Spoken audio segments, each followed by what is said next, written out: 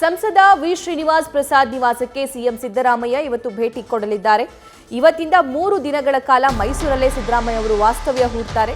ಹಾಗಾಗಿ ಮುನಿಸು ಮರೆತು ಮುಖಾಮುಖಿಯಾಗಲಿರುವಂತಹ ಹಿರಿಯ ನಾಯಕರು ಈಗಾಗಲೇ ಎಚ್ ಸಿ ಮಹದೇವಪ್ಪ, ವೆಂಕಟೇಶ್ ಮತ್ತು ಸಿಎಂ ಪುತ್ರ ಯತೀಂದ್ರ ಅವರು ಶ್ರೀನಿವಾಸ್ ಅವರನ್ನ ಭೇಟಿ ಮಾಡಿದ್ದಾರೆ. ಈಗ ಶ್ರೀನಿವಾಸ್ ಪ್ರಸಾದ್ ಅವರನ್ನ ಸಿಎಂ ಸಿದ್ದರಾಮಯ್ಯ ಭೇಟಿ ಮಾಡಿ ಚಾಮರಾಜನಗರ ಗೆಲ್ಲಿಸಿಕೊಳ್ಳುವಲ್ಲಿ ಅಲ್ಲಿರುವಂತಹ ಕಾಂಗ್ರೆಸ್ನ ಅಭ್ಯರ್ಥಿಗೆ ಬೆಂಬಲ ಸೂಚಿಸಿ ಅಂತ ಹೇಳಿ ರಿಕ್ವೆಸ್ಟ್ ಮಾಡಿಕೊಳ್ಳಬಹುದು.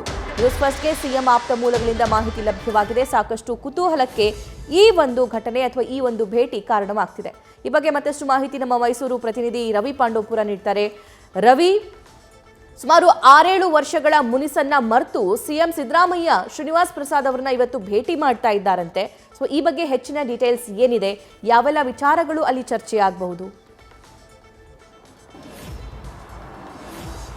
ಸಭಾ ರಾಜಕೀಯದಲ್ಲಿ ಯಾರು ಶತ್ರುಗಳಲ್ಲ, ಯಾರು ಮಿತ್ರರಲ್ಲ ಅನ್ನೋದಕ್ಕೆ ಮತ್ತೊಂದು ಸಾಕ್ಷಿ ಈಗ ಆಗ್ತಿದೆ. ಕಾರಣ, ಕಳೆದ 7-8 ವರ್ಷಗಳಿಂದ ಸಾಕಷ್ಟು ಮುನಿಸನ್ನ ಮಾಡಿಕೊಂಡು ಅಂತರವನ್ನ ಕಾಯ್ದುಕೊಂಡಿದ್ದಂತಹ ಸಂಸದ ವಿ ಶ್ರೀನಿವಾಸ್ ಪ್ರಸಾದ್ ಹಾಗೂ ಸಿಎಂ ಸಿದ್ದರಾಮಯ್ಯ ಅವರ ನಡುವೆ ಒಂದು ಸಂಧಾನ ಏರ್ಪಡ್ತಿದೆ ಅನ್ನೋ ಮಾತು ಕೇಳಿ ಬರ್ತಿದೆ.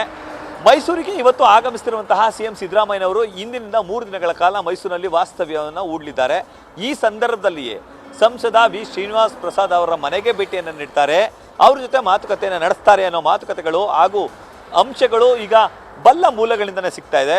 ಇನ್ನು ಈಗಾಗಲೇ ಸಂಸದ ವಿ ಶ್ರೀನಿವಾಸ್ ಪ್ರಸಾದ್ ಅವರನ್ನ ಸಚಿವರಂತಹ ಮಹಾದೇವಪ್ಪ ಹಾಗೂ ಅವರ ಪುತ್ರ ಸುನಿಲ್ ಬೋಸ್ ಇಬ್ಬರು ಕೂಡ ಭೇಟಿಯನ್ನಾಗಿದ್ರು. ಅದಾದ ಬಳಿಕ ಸಿಎಂ ಸಿದ್ದರಾಮಯ್ಯ ಅವರ ಪುತ್ರ ಯತೀಂದ್ರ ಸಿದ್ದರಾಮಯ್ಯ ಅವರು ಕೂಡ ಅವ್ರನ್ನ ಭೇಟಿಯಾಗಿ ಅವ್ರ ಜೊತೆ ಉಭಯ ಕುಶಲೋಪಚರಿಯನ್ನ ಮಾತನಾಡಿದ್ದಾರೆ. ಈ ಸಂದರ್ಭದಲ್ಲಿ ಶ್ರೀನಿವಾಸ್ ಪ್ರಸಾದ್, ನಾನು ರಾಜಕೀಯ ನಿವೃತ್ತಿಯನ್ನು ಪಡೆದುಕೊಂಡಿದ್ದೇನೆ, ಆ ಕಾರಣಕ್ಕಾಗಿ ನನ್ನನ್ನೇ ಭೇಟಿ ಆಗ್ತಿದ್ದಾರೆ ಅನ್ನೋ ಮಾತುಗಳನ್ನ ಹೇಳುವಂಥ ಕೆಲಸಕ್ಕೆ ಮುಂದಾಗಿದ್ರು. ಆದರೆ ಅವರ ಅಳಿಯ ಆದಂತಹ ಡಾಕ್ಟರ್ ಮೋಹನ್ ಮತ್ತು ಅವರ ಮೊಮ್ಮಗ ಪ್ರಸಾದ್ ಅವರು, ಧೀರಜ್ ಪ್ರಸಾದ್ ಇಬ್ಬರು ಕೂಡ ಸದ್ಯ ಈಗ ಕಾಂಗ್ರೆಸ್ ಪಕ್ಷಕ್ಕೆ ಸೇರ್ಪಡೆ ಆಗಲಿಕ್ಕೆ ವೇದಿಕೆಯನ್ನು ಸಿದ್ಧಪಡಿಸ್ಕೊಂಡಿದ್ದಾರೆ. ಇನ್ನು ಸಿಎಂ ಪುತ್ರ ಯತೀಂದ್ರ ಸಿದ್ದರಾಮಯ್ಯ ಅವರು ಈಗಾಗಲೇ ಅವ್ರ ಜೊತೆ ಮಾತುಕತೆಯನ್ನು ಕೂಡ ನಡೆಸಿದ್ದಾರೆ.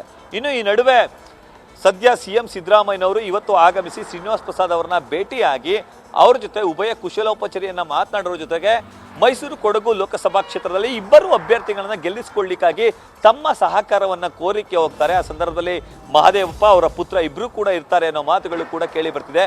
ಒಂದು ವೇಳೆ ಅಂತಹದೊಂದು ಬೆಳವಣಿಗೆ ನಡೆದ್ರೆ ನಿಜಕ್ಕೂ ಮೈಸೂರು ಭಾಗದಲ್ಲಿ ದೊಡ್ಡ ರಾಜಕೀಯ ಮೈಲುಗಲ್ಲಿಗೆ ಸಾಕ್ಷಿ ಆಗಲಿದೆ. ಸಭಾ, thank you Ravi. News First ನಿರ್ಭೀತಿಯಿಂದ ನಿಮ್ಮ ಪರವಾಗಿ.